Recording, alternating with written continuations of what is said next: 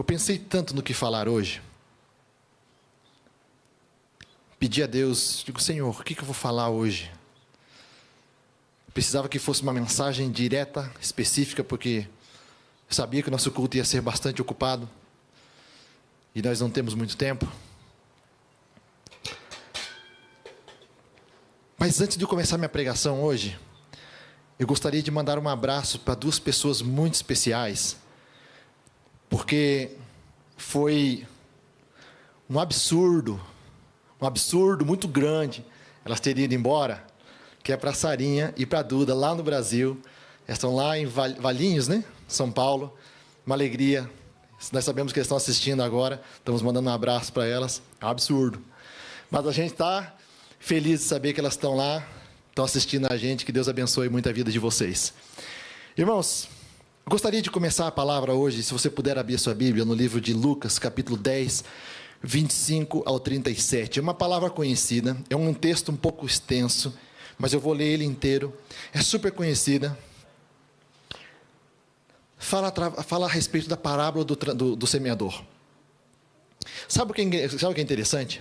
A nossa igreja aqui, ela ajuda 16 missionários. Nós fazemos isso com alegria. Mas tem pessoas lá do Brasil que abençoam a nossa igreja, porque eles pagam um curso para mim, que eu estou fazendo, e foi através desse curso que eu tive uma visão diferente, talvez não tão diferente para você, mas para mim foi, com relação à parábola do semeador. Eu acho interessante essa troca, nós abençoamos alguém e pessoas de lá abençoam a nossa igreja. Digo, esse reino do Senhor, ele é incrível. Mas foi através desse curso que eu estou fazendo que eu recebi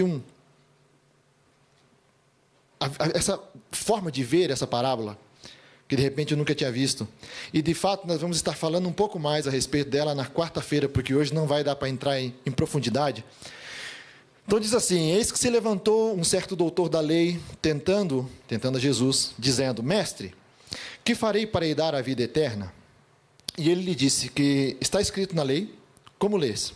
E respondendo ele disse: amarás o Senhor teu Deus de todo o teu coração, de toda a tua alma, e de todas as tuas forças, e de todo o teu entendimento, e ao teu próximo como a ti mesmo. E disse-lhes: respondeste bem, faze isso e viverás. Resposta de Jesus. Ele, porém, querendo justificar-se a si mesmo, disse a Jesus: e quem é o meu próximo? E respondendo Jesus disse: descia um homem de Jerusalém para Jericó, e caiu nas mãos dos salteadores, os quais o despojaram, e espancando-o, se retiraram, deixando-o meio morto. E ocasionalmente descia pelo mesmo caminho certo sacerdote, e vendo, passou de largo. E de igual modo também um levita, chegando àquele lugar e vendo, passou de largo. Mas um samaritano que ia de viagem, chegou ao pé dele, e vendo, moveu-se de íntima compaixão, e aproximando-se, atou-lhe as feridas, aplicando-lhe azeite e vinho, e pondo sobre a sua cavalgadura, levou-o para uma estalagem e cuidou dele. E partindo ao outro dia, tirou 2 dinheiros e deu-os ao hospedeiro, e disse-lhe: cuida dele, e tudo o que demais gastares eu te pagarei quando voltar. Qual, pois, destes 3 te parece que foi o próximo daquele que caiu nas mãos dos salteadores? E ele disse: o que usou de misericórdia para com ele. Disse, pois, Jesus: vai e faz da mesma maneira. Pai, em nome de Jesus, nós te pedimos, toque em nossos corações com esta palavra, que nós venhamos a entender ela, que venhamos a frutificar, que os nossos corações estejam preparados para receber, que nós não venhamos desperdiçar essa semente, mas que ela venha trazer frutos em nossas vidas e em nossos corações, para a tua glória, Senhor. Irmãos, essa parábola é super conhecida. A primeira vez que eu escutei ela quando era pequeno, a coisa que mais me chamou a atenção, talvez eu deveria ter uns 8 anos, 9 anos de idade, a coisa que mais me chamou a atenção, eu falei: e se esse cara não volta? E não paga o que o outro tem para fazer? Foi a primeira coisa que eu pensei. Falei: se ele não voltar, o outro vai ficar no prejuízo. E como é que vai fazer? Vai prender o outro ali junto com ele? Mentalidade de criança. Porque nós não estamos falando de um qualquer, uma pessoa que pode falhar. Nós estamos falando daquele que, se ele falou, ele vai cumprir. Agora, dentro disso, nós temos que começar a entender os personagens dessa história. Primeiro, quando Jesus fala para ele a respeito da... Eu sempre tive uma visão da parábola do bom samaritano de uma forma, pensando que estava falando de nós, pessoas, de todos e cada um de nós. Mas só que, na verdade, a palavra do bom samaritano, quando ele diz um homem estava descendo, ele está falando da humanidade, da situação, do estado caído da humanidade. Por quê? Porque Jerusalém, a palavra do Senhor, ela diz que Jerusalém é a cidade de Deus, ela fala de cidade de bênção, é uma cidade abençoada por Deus. E Jericó é uma cidade de maldição. E geograficamente, Jerusalém está no alto, Jericó está abaixo. Então, quando eles estão indo do caminho de acima a baixo, é a decadência do ser humano desde que ele caiu. Por quê? Porque Deus não nos criou para estar nessa situação. Nós entramos nessa situação por nós mesmos e começamos a entrar em decadência. Então, quando Jesus está falando para ele assim, a respeito desse homem, esse homem é a humanidade que está em decadência. Ela está saindo da presença de Deus, saiu da presença de Deus e está indo para a maldição. Nós vamos ver isso mais quarta-feira. Eu vou mostrar para vocês os versículos onde a palavra do Senhor nos mostra a respeito disso. Jesus mesmo diz, não jureis por Jerusalém, porque é a cidade de Deus, cidade abençoada. Então, quando figura isso, o homem ele estava em decadência. Agora, os assaltantes nós sabemos quem são.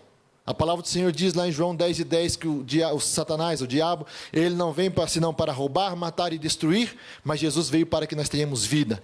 Então, Satanás, que os assaltantes estão representando a figura de Satanás, que ele veio para nos roubar essa presença de Deus. E agora o ser humano, quando ele diz assim, que esses assaltantes bateram nesse homem e deixaram ele meio morto, eu não sei se vocês tiveram a oportunidade de ver alguém meio morto, é meio engraçado, né? Ou está morto ou não está, mas o meio morto está naquela condição que ele não pode se salvar por ele mesmo. Eu já tive a oportunidade de ver pessoas nessa condição. É aquele momento onde a pessoa ele não consegue fazer nada para salvar sua própria vida. E esse é o estado nosso. Esse é o estado da humanidade que está sem Cristo. Esse é o estado de todas aquelas pessoas que decidiram, porque é uma opção, decidiram não aceitar a Jesus e entregar a sua vida para Ele. É um estado de perdição, um estado de condenação, condenação eterna. Esse homem meio morto, o significado disso está querendo dizer que ele não tem a capacidade de fazer nada para salvar sua própria vida. Aí agora vem o levita. Primeiro vem o sacerdote. O sacerdote ele vem representando aqui duas coisas. Nós vamos entrar somente através de uma delas. O sacerdote que ele vem representando a lei. Ele vem representando que o homem ele não poderia ser salvo através da lei. A condição do sacerdote é que o sacerdote, se você prestar atenção, o que a palavra do Senhor diz? Descia pelo mesmo caminho um sacerdote. Ou seja, um sacerdote ele também estava no mesmo caminho de decadência. Porque ele também vinha de Jerusalém e estava indo para Jericó. Ele também está na mesma situação.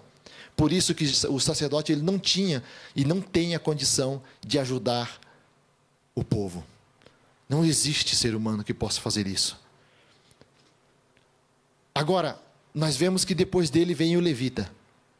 Quem eram os levitas? É interessante a gente entender um pouco desse contexto.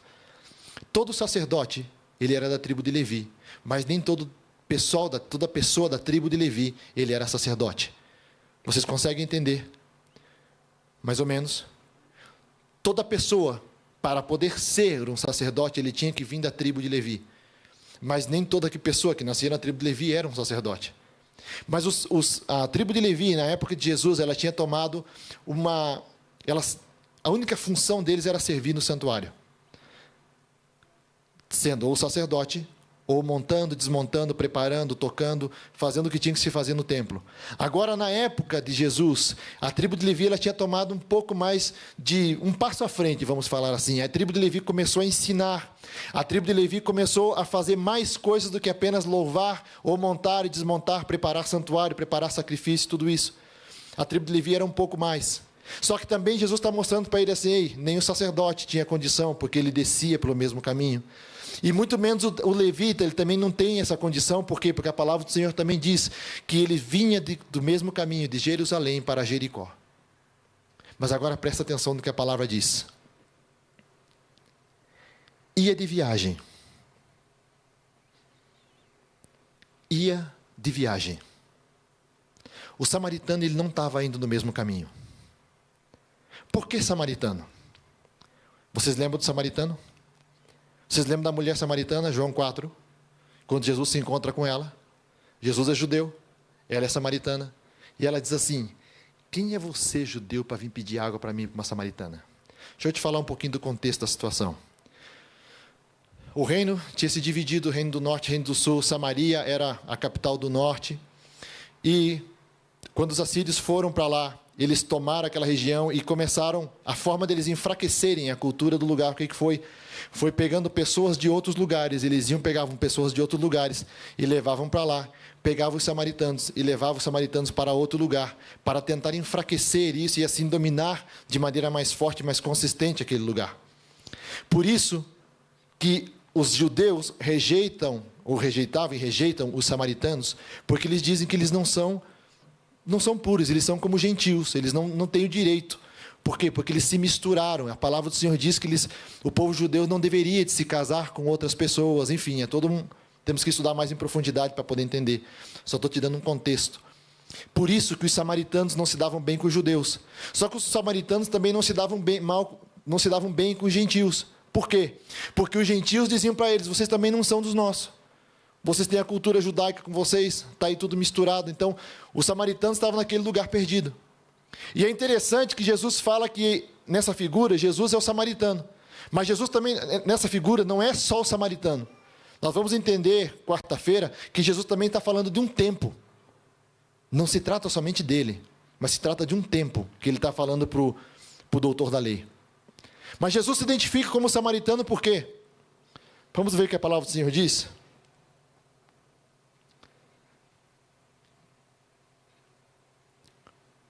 Primeiro, lá em Salmos, capítulo 49, versículos 7 ao 8. Essa era a condição do levita e do sacerdote.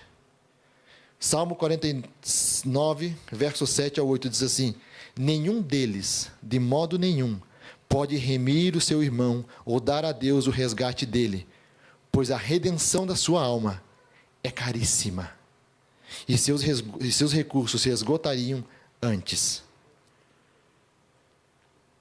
Nenhum dos dois, segundo a palavra do Senhor, e nós sabemos disso, tinha a condição de resgatar aquele samaritano, aquele homem na beira do caminho. Mas a palavra do Senhor lá em Efésios, capítulo 2, versículo 14 ao 16, a palavra do Senhor diz assim, porque Ele é a nossa paz, Jesus é a nossa paz, o qual de ambos os povos fez um. Quem são esses ambos os povos? São os judeus e os gentios.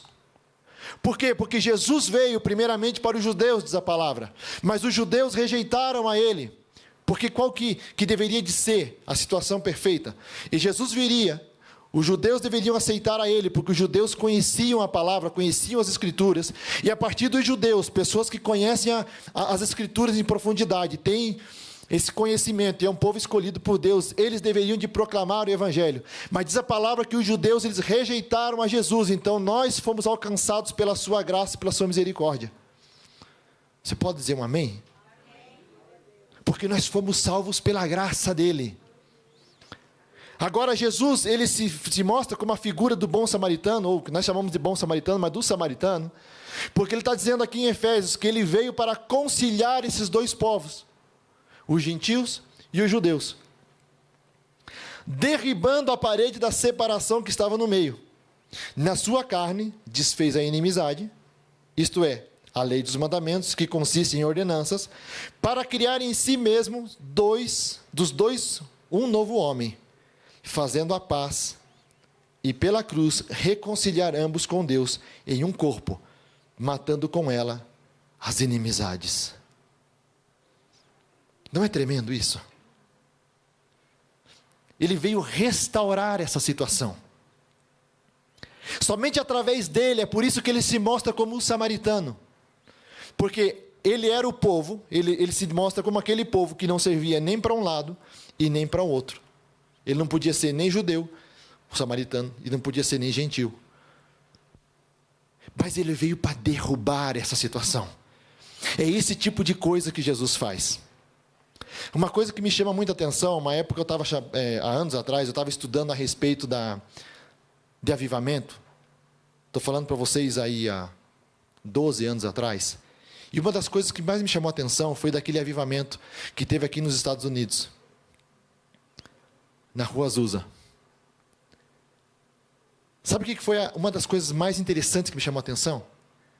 Foi que no mesmo lugar, durante a segregação negra, brancos e negros congregavam junto.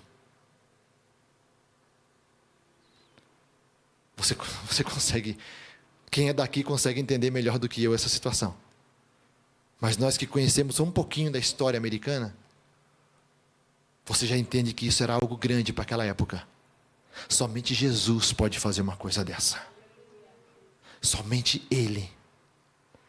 Então Jesus veio para restaurar essa situação do ser humano.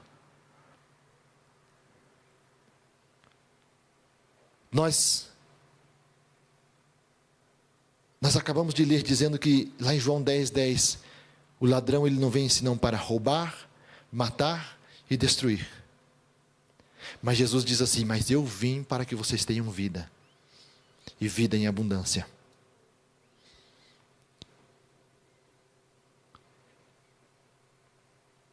O hospedeiro é a figura do Espírito Santo. Jesus, quando ele vai ir ao céu, depois de ter ressuscitado, ele diz assim: eu vou, mas não os deixarei órfãos, enviarei um para vocês, que é o Consolador, e ele ficará com vocês até que eu venha. Lá atrás, para esse doutor, Jesus está falando assim, ele dá esse exemplo, ele entrega esse homem ao hospedeiro. E o hospedeiro aqui é a figura do Espírito Santo que ficou sobre nós, para nos cuidar.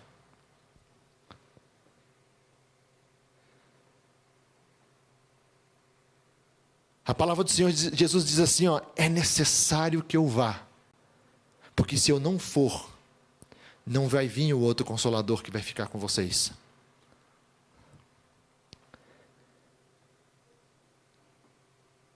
Como que eu posso viver essa vida abundante nele? Como que eu faço para viver essa vida abundante nele? Todas as vezes que uma pessoa entrega a sua vida a Cristo, que ela reconhece Jesus como seu Senhor, e aqui eu não estou falando de religião, eu sempre gosto de ressaltar isso, nós não estamos falando a respeito de religião.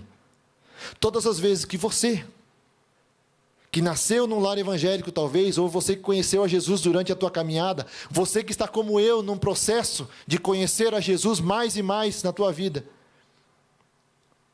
cada vez que você reconhece a Ele, que você chega aos pés dEle pedindo perdão pela tua vida,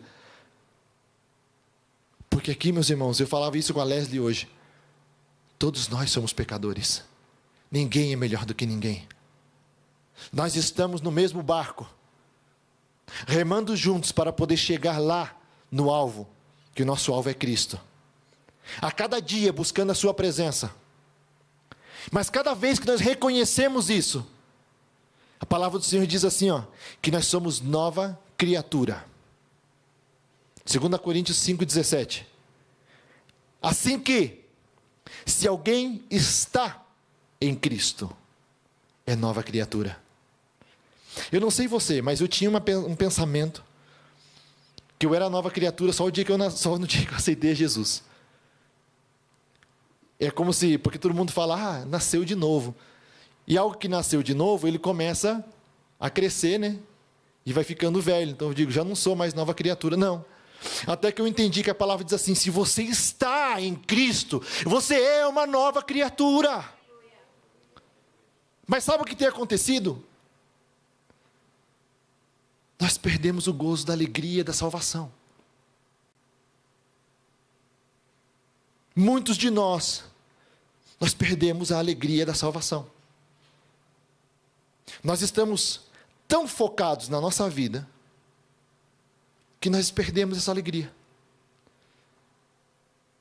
Esquecendo que o que Cristo fez por nós, Ele não fez para esse mundo. Ele fez para o vindouro. Ele fez para aquilo que está por vir.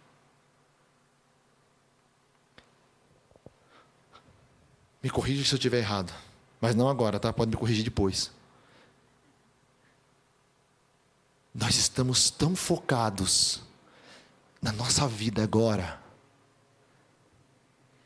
que nós não estamos contemplando o que está por vir. Nós não estamos vivendo a eternidade. Esse versículo, eu amo esse versículo, diz assim, ó, que nem olhos viram, nem ouvidos ouviram, nem subiu o coração do homem aquilo que Deus tem preparado para nós.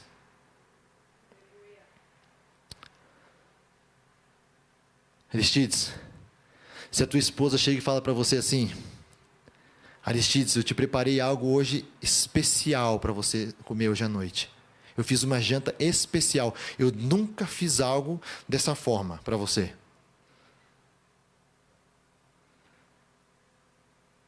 E ela vai te falar isso durante o dia. No início da tua manhã, ela vai ligar para você e falar assim: eu vou te preparar hoje algo para você comer que você nunca provou na tua vida. Você vai ter pressa para ir para casa ou você vai demorar o máximo que você puder? Assim que eu puder, eu tô lá.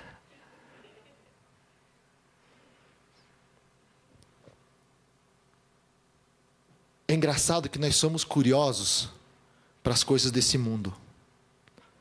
Mas isso aqui, para mim, é como se fosse a publicidade de Jesus. Ele colocando assim, ó, o que os olhos não viram, o que os ouvidos não ouviram, e nunca chegou ao teu coração, é o que eu tenho preparado para você. Vocês lembram quando começou essas propagandas? Vem aí. Vem aí o quê? Aí você fica aquele negócio. Vem aí. Aí depois vinha, 2 dias depois, está chegando. Dia tal. Aí você... É o quê? É um carro? O que está vindo? O que é isso? Eu lembro a primeira vez que eu vi uma propaganda dessa. A gente fica assim, ó. Eu quero saber o que é. Mas por que nós não fazemos a mesma coisa com Jesus?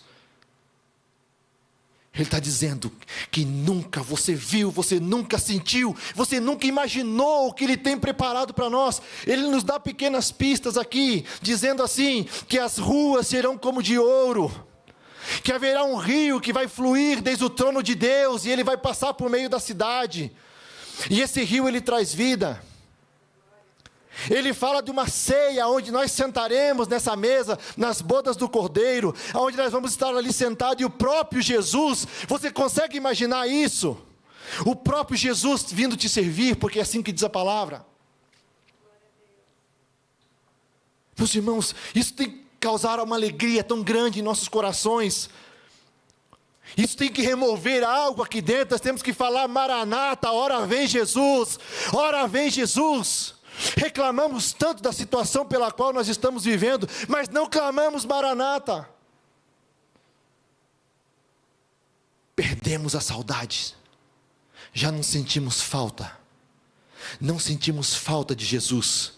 Estamos nos saciando, nos enchendo de tanta coisa para poder encher esse vazio, um vazio que somente Ele pode encher.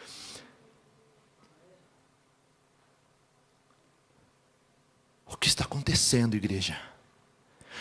O salmista, lá no Salmo 51:12, ele diz assim, ó: torna a dar-me a alegria da salvação, e sustém-me com um espírito voluntário.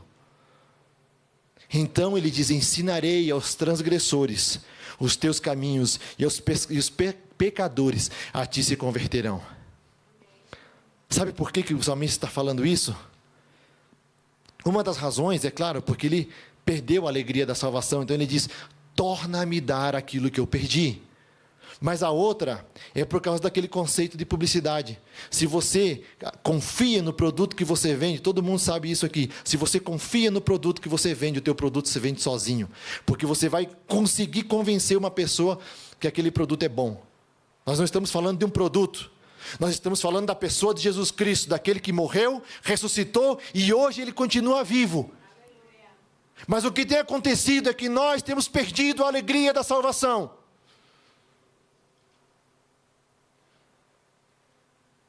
Nós temos perdido essa alegria. Nós temos deixado que o mundo tenha nos consumido, tenha tomado isso de nós. E sabe como é que é a alegria da salvação? É você ter a certeza que você vai ser salvo. Mas não somente isso, meus irmãos. O salmista diz assim: para que eu possa guiar os transgressores nos teus caminhos. Eu lembro quando eu tive um encontro real com Jesus. Eu era com 20 anos, 19 para 20 anos de idade, eu tive um encontro com Ele. E minha vida realmente mudou depois daquilo. Irmãos, o que eu estava sentindo, o que eu sinto até hoje, dentro do meu coração, eu preciso compartilhar com alguém. Eu preciso passar isso para as pessoas. Eu preciso dizer para eles quem é Jesus. Só que eu não venho aqui para falar para vocês de um Jesus que vai solucionar todos os teus problemas. Eu não venho falar para você aqui de um Jesus que vai solucionar os teus problemas financeiros. Eu venho falar aqui do que Jesus mandou eu falar, que é a respeito das boas novas, que Ele veio para trazer vida e vida com abundância. Todas as demais coisas que vêm através disso, elas são simplesmente as coisas que são acrescentadas. Agora, o principal, o foco aqui é o seguinte: ei, não vem para Jesus esperando que o Senhor vai mudar a tua situação financeira. Não vem para Jesus pensando somente no relacionamento teu que está quebrado, ou está pensando no teu filho que está em uma situação difícil. Não vem somente pensando nisso. Isso tudo vai chegar, tudo isso o Senhor pode fazer, pode. Mas o que eu estou falando para você hoje: venha a Cristo pela tua alma, venha a Cristo pela tua salvação. Deus torna-nos dar a alegria da salvação. Vamos ficar de pé, vamos orar. Eu gostaria que você se centrasse nisso hoje. Examina. Pensa aí. Você está feliz?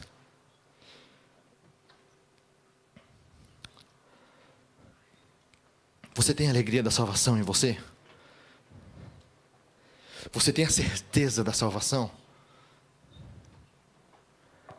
Se Jesus voltasse hoje, de uma forma ou de outra, tem duas formas, né, para Ele voltar. Porque a nossa esperança, ela acaba no dia que a gente parte desse mundo.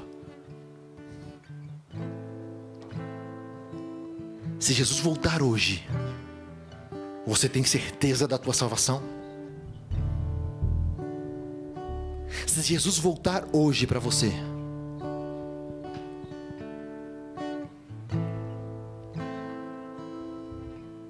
se você tem a certeza da salvação, você tem se alegrado nessa salvação?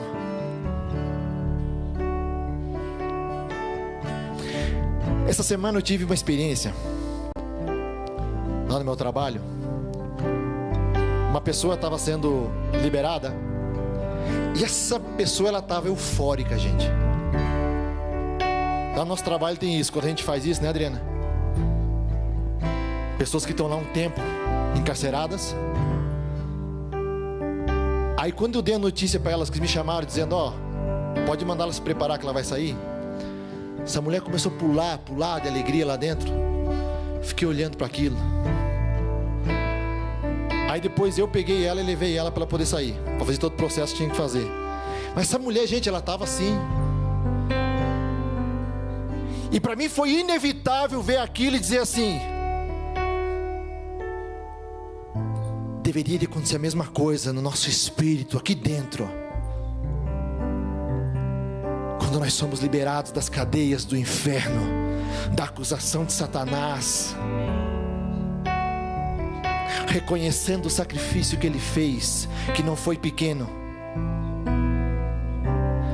Aí eu lembro que no caminho, quando eu estava levando essa pessoa, eu falei para ela assim: ei, lembra desse sentimento.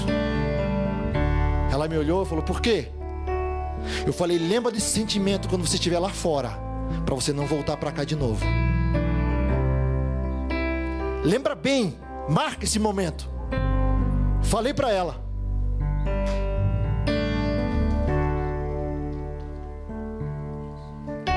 Lembra da alegria da salvação. Lembra da alegria da salvação, porque ela é o combustível, ela é o motor que vai fazer você a cada dia lembrar do sacrifício que Jesus fez por você.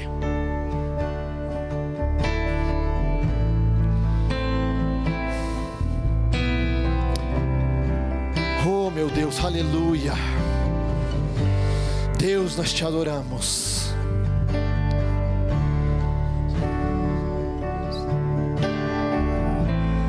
Lamb who was slain, holy, holy is He. Ele é santo, santo, santo.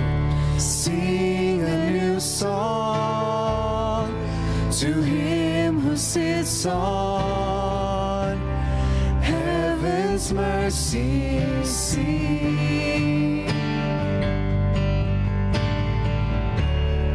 Holy, holy, holy is that Lord God Almighty, who was and is to come.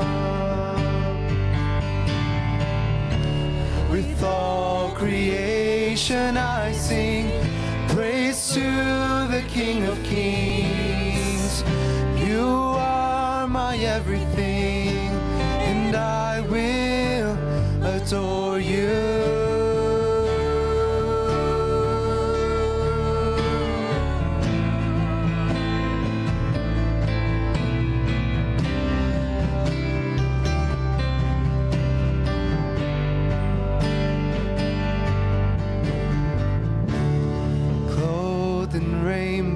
Rainbows of living color, flashes of lightning, rolls of thunder. Blessing and honor, strength and glory and power be to you, the only wise King.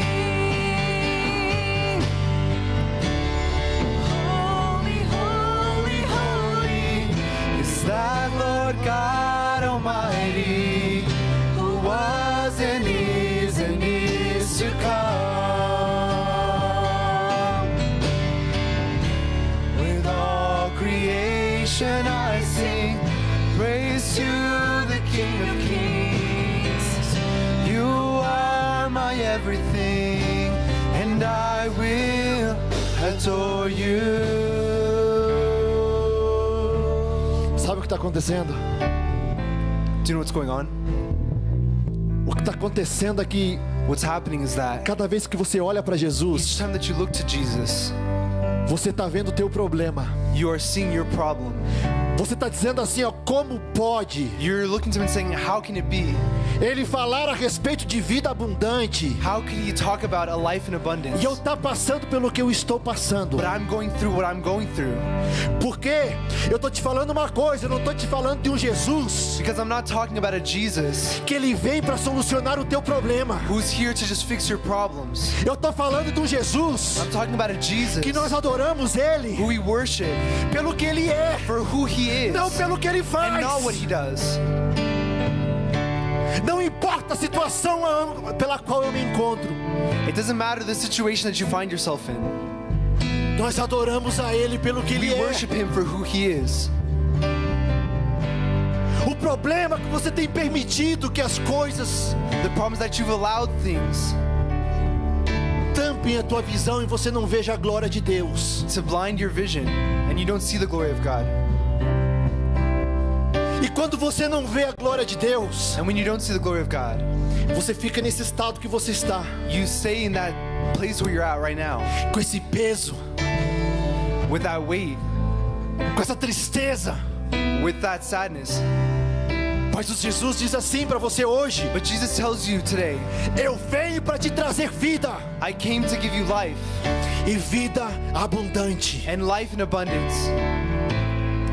E a palavra do Senhor diz And the word of God says que o amor de Deus, that the love of God the Father Ele lança fora todo medo. throws out all fear. Ela também diz It also says que na presença dEle that in its presence Até a tristeza tem que saltar de alegria. Even sadness needs to jump for joy. Aleluia. Hallelujah. Deus, em nome de Jesus, God, in the name of Jesus, eu oro pela tua igreja I pray hoje. for your church today. Deus, eu venho te pedir, I ask, Lord, Pai, restaura a alegria da nossa salvação. that you would restore the joy of our salvation.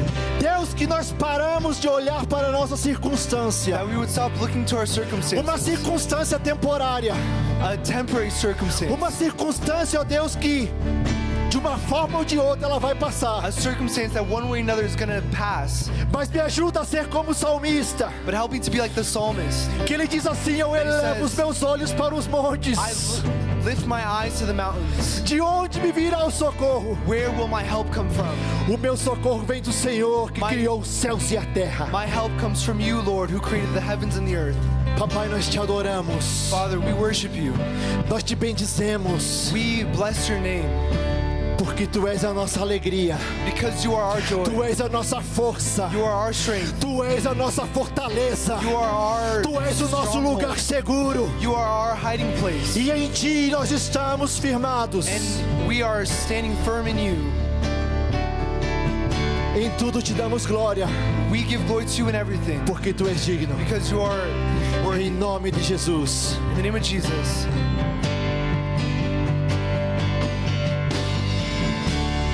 Holy, holy, holy is thy Lord God Almighty, who was and is to come. With all creation I sing praise to the King of Kings. You are my everything, and I will adore you.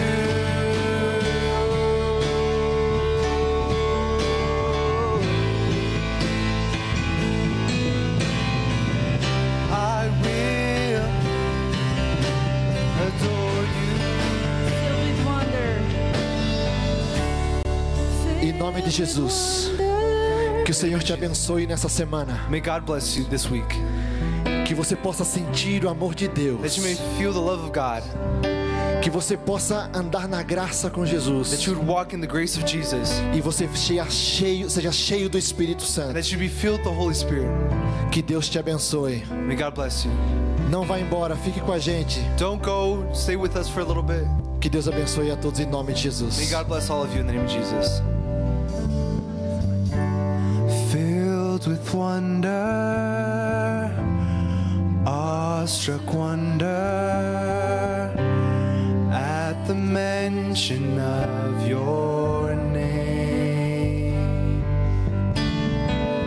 Jesus, your name is power.